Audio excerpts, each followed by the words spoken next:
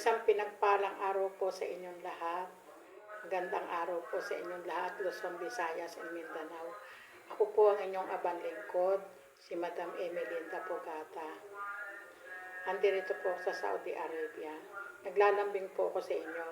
Please subscribe my YouTube channel, Emelinda God Gifted Channel. Libre naman po mag-subscribe. Paki-subscribe naman po ang aking channel at paki-panood naman po itong aking video. Sa video ito, ang topic ko ay ang tungkol sa aking trabaho dito sa Saudi. Andito po ako sa Saudi ngayon, Al-Kubat. Nananahi po ako dito. Ito po ang tahi ko ngayon, ang damit ng prinsesa.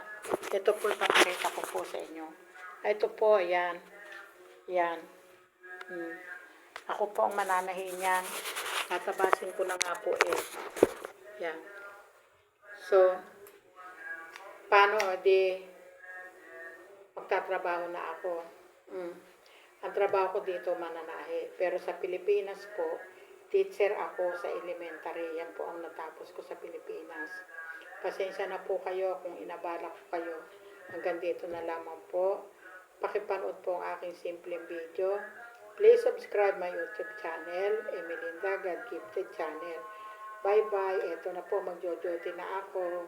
Bye-bye. Yan, magjo-duty na po ako. Ayan, ito, tatayin ko po yan. Yan. Ito po ang makina.